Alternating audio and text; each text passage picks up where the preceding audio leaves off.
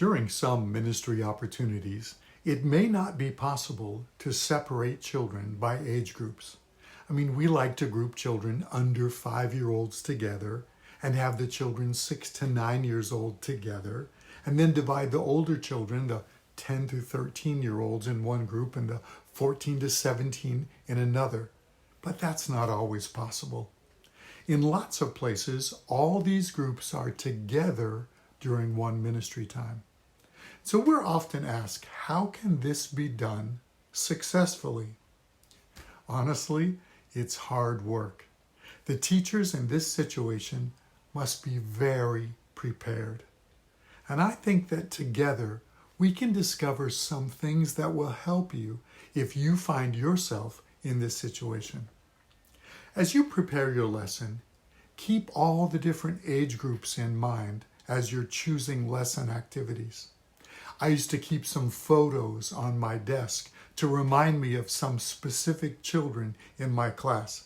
I'd have one photo of a 5-year-old boy that's very active.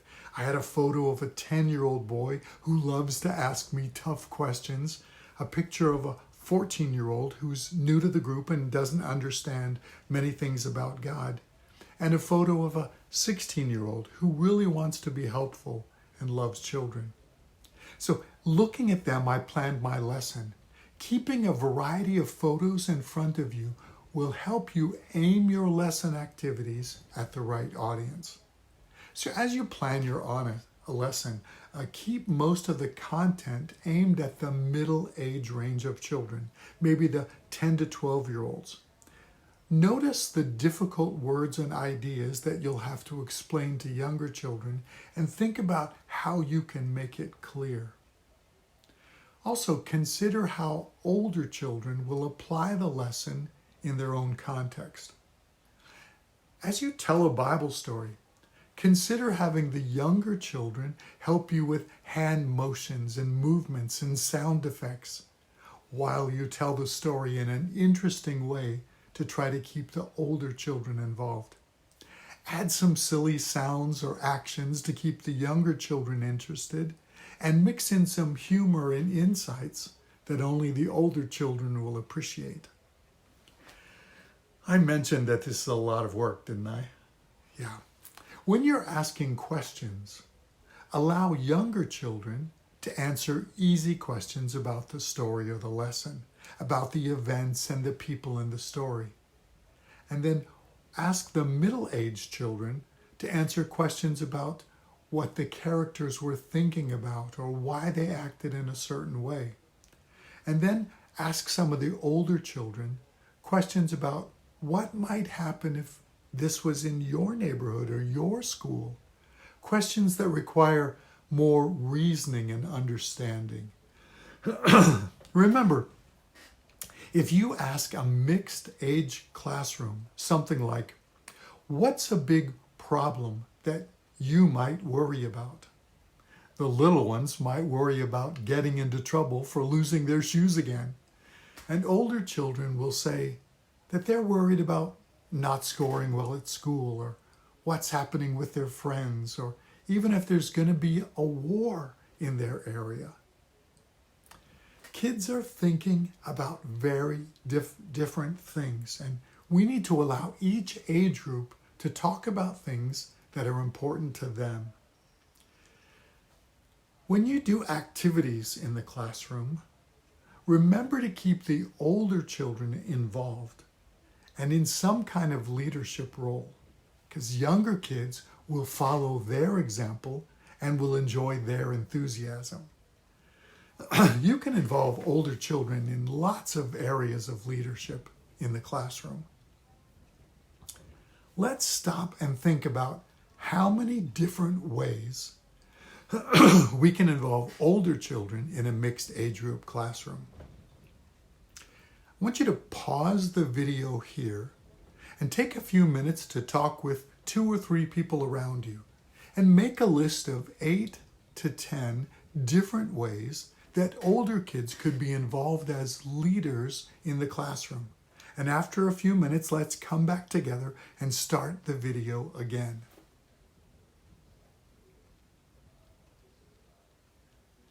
I hope you had a good discussion and that you made a good list. You've probably realized that when you keep the older kids involved as leaders and helpers, they're also hearing the lesson and learning it and starting to apply it to their own lives at the same time. So let's look at your list together. You probably included things like this.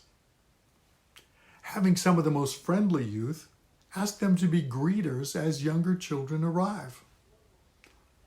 Maybe some of the youth with music skills can help lead worship. Some of them can even lead hand motions during the songs. There are other youth who love to be involved in drama or a simple skit to act out the Bible story.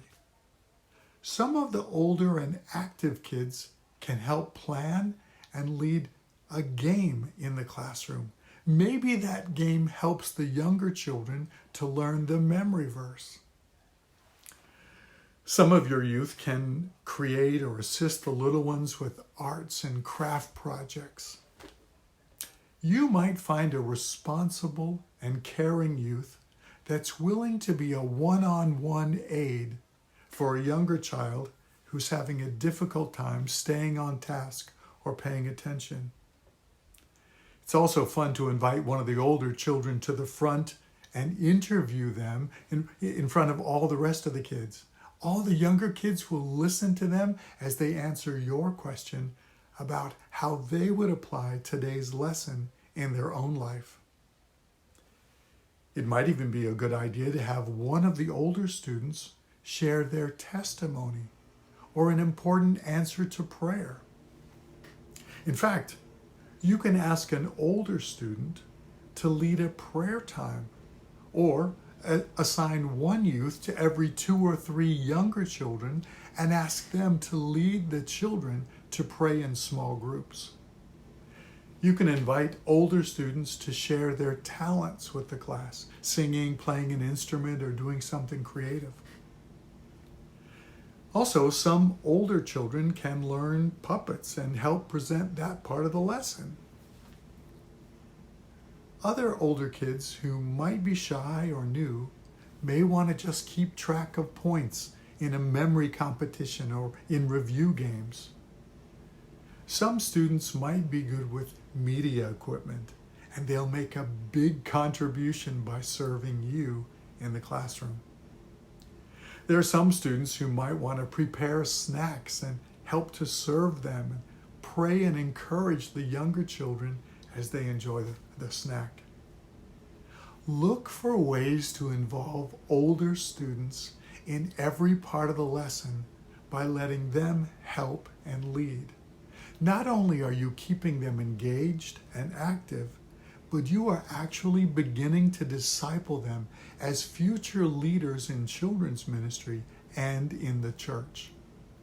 Now, let's stop this video so that you can go back into your small groups.